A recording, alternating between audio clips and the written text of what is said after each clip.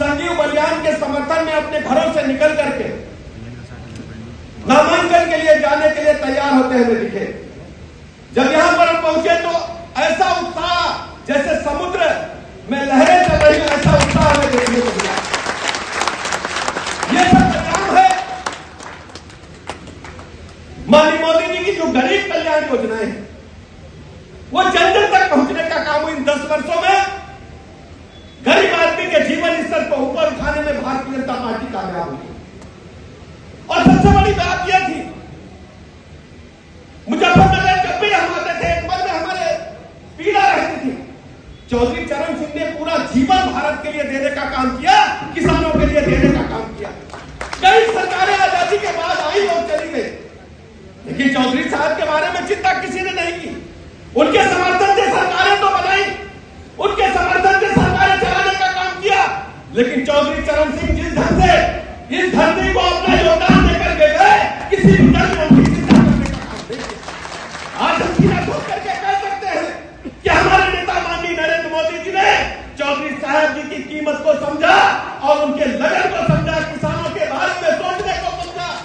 चौधरी साहब ने कहा था कि गांव की खुशहाली का रास्ता, देश की खुशहाली की रास्ता गांव की खेत की मेल से होकर के जाता है। चौधरी चरण सिंह आज हम कह सकते हैं, छाती ठोक करके, सीना खोल करके पूरे देश के पैमाने पर कह सकते हैं कि माननीय प्रधानमंत्री नरेंद्र मोदी जी ने चौधरी साहब जी को उनका हक भारत रत्न देकर के दुनिया के पैमाने पर चौधरी साहब के नाम को आगे बढ़ाने का काम किया। यह केवल चौधरी चरण सिंह जी का सम्मान नहीं है, यह चौधरी जयंत सिंह जी का सम्मान नहीं है, यह हिंदुस्तान के एक एक किसानों का सम्मान है।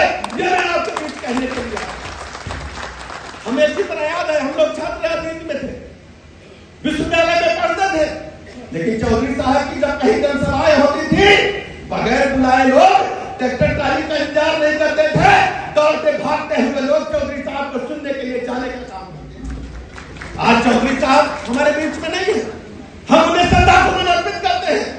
चौधरी जयंत सिंह जी हमारे मित्र हैं, और जैसा कि मैं बलियान साहब कह रहे थे, पश्चिमी उत्तर प्रदेश में तो पूरी तरह से विपक्षी दलों का सफाया हो गया, किसी को कार्यकर्ता ढूंढने नहीं मिलने वाले। माननीय मोदी जी ने जी जन से गरीब कल्याण योजनाओं के माध्यम से, योजनाओं के बारे में बलियान साहब ने बताया है। आप सोचिए, आज के 10 साल पहले शौचालय छोटा मामला है, हमने अपनी आंखों से देखा, बुजुर्ग लोग बैठे हैं, हमारी बहन बेटियां शाम होने का इंतजार करती थी कि सूर्यास्त हो तो डब्बा लेकर, लोटा लेकर सड़क के किनारे खेत की मेड़ पर बैठने का काम करती थी। लेकिन जब किसी की मोटरसाइकिल और जीप आती थी तो बेचारी किन परिस्थितियों में खड़ी होती थी, उस पीड़ा को अगर कोई बर्दाश्त किया होगा तो हिंदुस्तान के नेता माननीय प्रधानमंत्री नरेंद्र मोदी जी ने सोचा, सभी बहनों को शौचालय देकर के हिंदुस्तान में स्वच्छता मिशन को आगे बढ़ाने का काम किया और बहनों को उनके इज्जत से जीने का हक प्रदान करने का काम किया। हर गरीब के मन में चिंता होती है, भले ही वो झोपड़ी में पैदा हो, लेकिन अपने बच्चों के लिए एक कमरे का मकान देकर के जाए। आज भी हम देखते थे 2014 से पहले हालात क्या थे, योजनाएं आती थी लेकिन फाइलों में दब करके रह जाती थी, लेकिन आज मोदी जी ने तय कर दिया, देश के हर गरीब को पक्का मकान देने का काम हुआ है, चाहे मुजफ्फरनगर हो, चाहे प्रदेश का कोई जिला हो, जाकर के आप देखिए। पीने के पानी के बारे में कितनी दिक्कतें होती थी। जल जीवन मिशन दुनिया की सबसे बड़ी योजना है। हम लोग छोटे छोटे थे, अपने बड़े रिश्तेदारों के यहाँ गिरजा के यहाँ फूफा कर जाते थे कि मुजफ्फरनगर जाएंगे तो टोटी से, नल से पानी नहाने को मिलेगा, अब नल का चलाना नहीं पड़ेगा। लेकिन गांव गांव में, मुजफ्फरनगर में, पूरे प्रदेश में, देश में नल से जल भेजने का काम माननीय प्रधानमंत्री नरेंद्र मोदी ने देश के पैमाने पर करने का काम। अभी दादा आयुष्मान कार्ड दिखा रहे थे, आयुष्मान कार्ड ये मोदी जी की गारंटी है। प्रधानमंत्री जी से पहले कितनी सरकारें आई और चली गई, लेकिन आज दुनिया की सबसे बड़ी योजना, अगर गरीब के यहाँ 5 लाख तक का कोई आवश्यकता पड़ जाए, कोई बीमार पड़ जाए, सबसे पहले क्या होता था, गरीब की अगर कोई कैंसर, लीवर, हार्ट अटैक आ जाए, ब्रेन हेमरेज हो जाए, तो गरीब का सबसे पहले बेटी का गहना बिकता था, बेटी के जेवर बिकते थे, फिर उसका खेत बिकता था, फिर मकान बिकता था। लेकिन माननीय मोदी जी ने दुनिया की सबसे बड़ी योजना आयुष्मान भारत प्रदान की। आज देश के हर हाथ में 5 लाख तक की गारंटी वाला कार्ड सबके हाथ में है।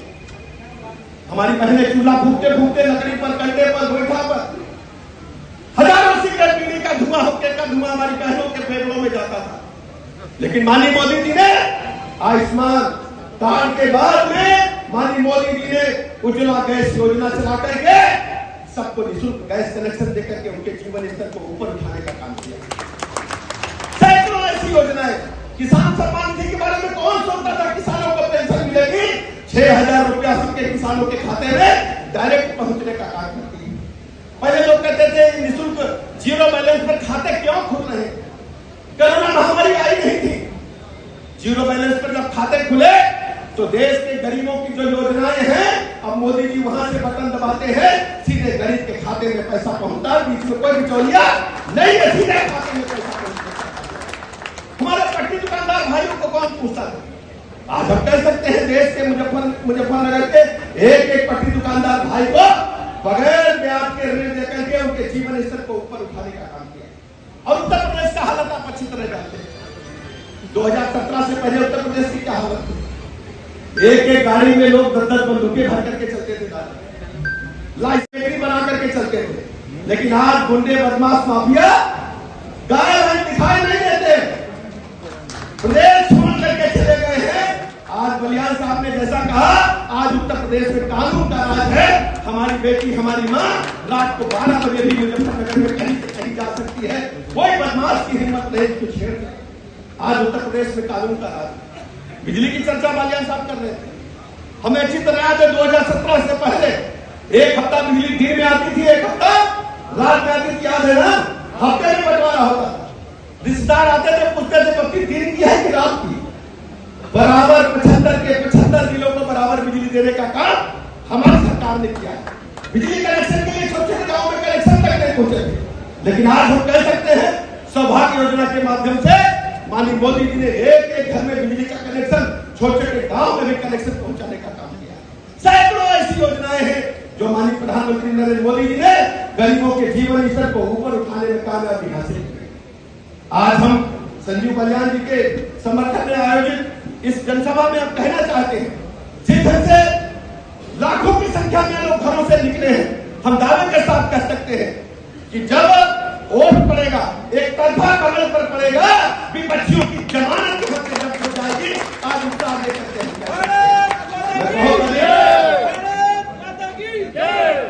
मैं बहुत अधिक समय नहीं लेते हुए, तो नामांकन का समय हो रहा है। आप सबको बहुत बहुत बधाइयां देता हूं, शुभकामनाएं देता हूं, और संजीव बलियान जी को इस बात के लिए बधाई देता हूं कि 10 वर्ष लगातार कई बार ऐसी परिस्थितियां आई, लेकिन संजीव बलियान जी जनता के साथ चट्टान बनकर के खड़े रहे, चट्टान बनकर के खड़े रहे। जब भी लखनऊ मेरा भाई आता है, हमेशा कुछ न कुछ मुजफ्फरनगर के लिए ले जाने की बात करता है। मैं इनको भरोसा दिलाता हूं, मैं इनका भाई हूं, उत्तर प्रदेश सरकार में हूं। मुजफ्फरनगर जनपद के विकास के लिए जो जो सपने इन्होंने देखे होंगे, हर सपना पूरा करने का काम उत्तर प्रदेश सरकार में करता आपका भाई करेगा। ये जिम्मेदारी हमारी है भाई। आप मुजफ्फरनगर के